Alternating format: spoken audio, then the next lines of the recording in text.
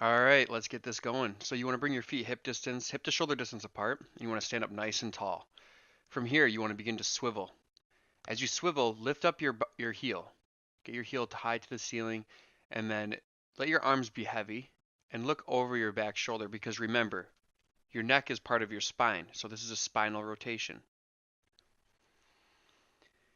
When you're done with this, you're going to sit up nice and tall, and you're going to lift your chest to the ceiling as you lift your chin up to the ceiling with a full breath in, arch back. As you exhale, pull your shoulders forward, let your chin come to your chest, and let gravity pull you towards your heels. As you inhale, lift and lengthen. Fill up your lungs at the top. Pull your shoulders back. Pull your thumbs behind you. Exhale, chin to your chest. Roll out. Let gravity pull you down. Let this feel good. Inhale, lift. Really sync your breath up with your movement here. And exhale, let gravity pull you down.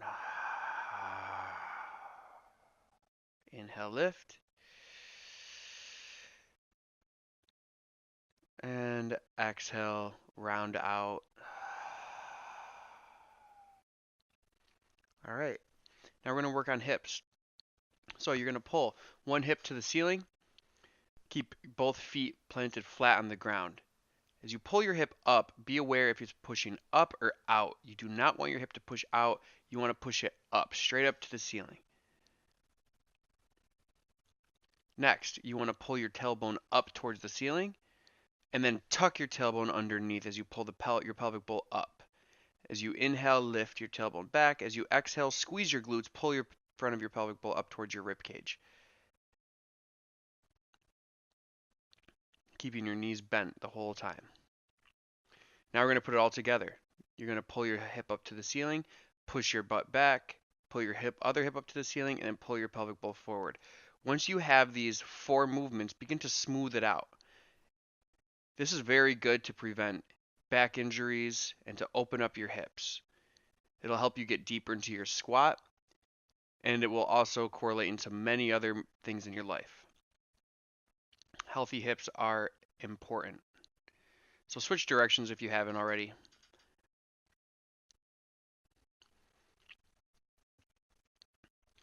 Next, we're going to do big circles. So it's the same movement, but now we're just trying to make the circles with our hips as big as possible.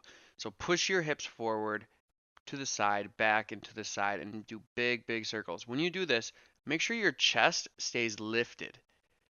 Too many times I see a collapse in the chest. You want to really pull your shoulders back, especially in the bottom position when your hips are going back and your chest is coming down. Don't let your back arch and round and collapse in this position, but instead create length, and you should really feel this back into your hamstrings as well.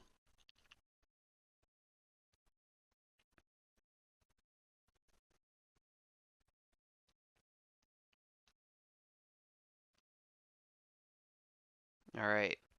Now leg swings, which is another hip motion. You're going to pull your leg up towards the ceiling as you pull your toes back towards your face and push your heel forward. When your leg swings back, when your knee gets to your other knee, bend at your knee joint so you don't arch your lower back. Notice how my hands are on my chest and on my stomach. I'm doing my best to keep my upper body as still and strong as possible. My neck is long as you swing your leg from your hip joint. Next, you want to lift your leg up, internally rotate your leg, and open up your leg to the side of the room, pulling your leg back down to the starting position. Now, the goal here isn't how high can you get your leg. The goal is how high can you get your leg while keeping a flat back, a neutral spine, without collapsing in either direction with your shoulders. So notice as my upper body is staying still. So all rotation that is entering my body is going in through my hip.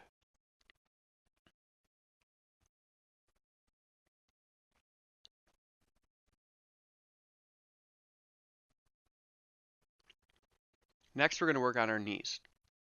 You want to lift your knee up to about hip distance and begin to circle your ankle joint around your knee joint. Switch directions and go for a big circle. Now, as you do this, you'll notice that your standing leg will get tired. That's normal. You're working your stability muscles as well as mobility here.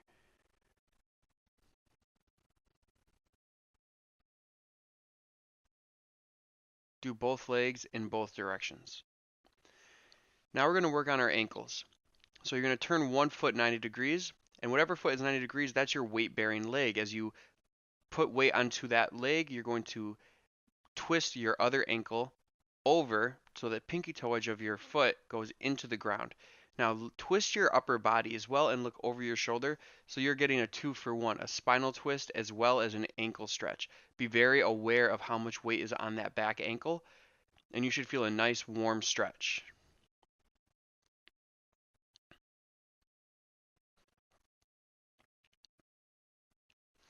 Now we're going to work on our thoracic spine. So again, keep your knees bent, keep your pelvic bowl forward, shoulders back. Take a deep breath in as you push the front of your chest to the front of the room, and as you exhale, clasp your hands together. Really pull your hands to the front of the room as you bring your chin to your chest and push your back to the back of the room.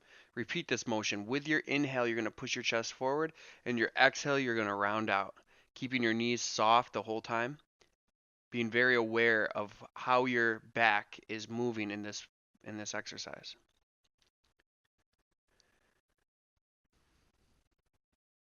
Good. Again, you're going to lift your chest forward, and then as you pull your hands forward, stay here, and you're going to open up. So you're going to pull your shoulder up to the ceiling, keeping your hips still, so all the rotation should be in your side waist here.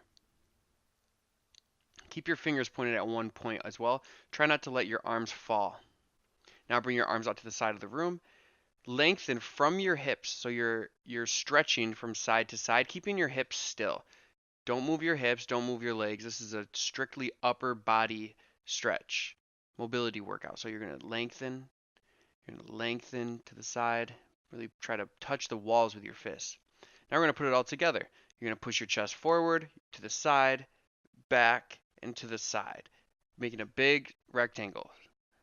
Back, side. And then as you begin to do this, you can begin to smooth it out and make it more of an oval instead of a rectangle. It's okay if you feel goofy doing this. It takes time to learn, and it takes time to download into your central nervous system.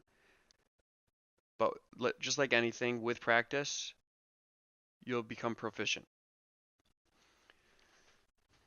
Next, we're going to work on shoulders.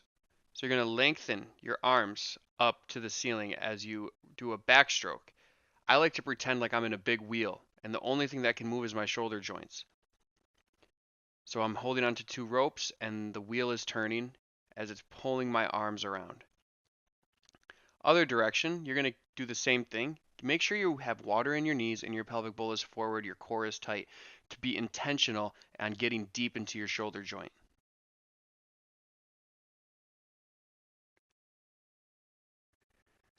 Next, you're going to bring your arms out. You're going to bring your palms up to the ceiling and rotate your shoulder down in and in. And when you come back to a standing position, pull your shoulders back into your sockets. Yeah. So rotate and pull. Now, whatever arm is rotating, make sure that arm is staying parallel to the ground. It tends to dip in a lot of people, so make sure it stays parallel. Next is your neck. You're going to bring your chin to your chest, lift your chin up to the ceiling.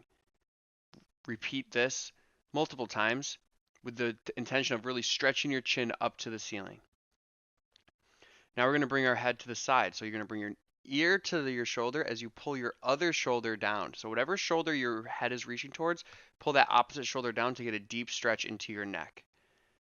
Now you're going to put it all together. Again, the goal is to enhance your range of motion. So you do that by being very aware of what you are feeling and by pushing the boundaries slowly and safely.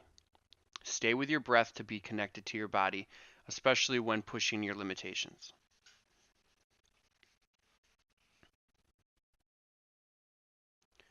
Next, we're going to work on elbows. So the goal here is basically just to move your wrist joint around your elbow joint. The hardest part here is after you bring your hands in front of your neck, you pull your elbows in and you pull your wrists out to the side of the room. You'll feel it good popping not only in your elbows but in your shoulders. Now go the opposite direction. Again, it's a little confusing at first. The goal is just to rotate into your elbow joint.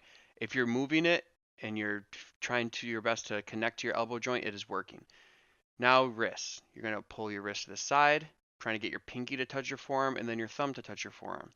When you're done with this, you're going to do up and down. So as your arms go up, your fingers point down, and as your arms go down, your fingers pull back towards your elbows. Next, we're going to do wrist circles. So you're going to begin to just pull your arms out and then rotate from your wrist, trying to make big circles in one direction, and then switch into the other direction. Good. Shake it out, and let's get ready to work.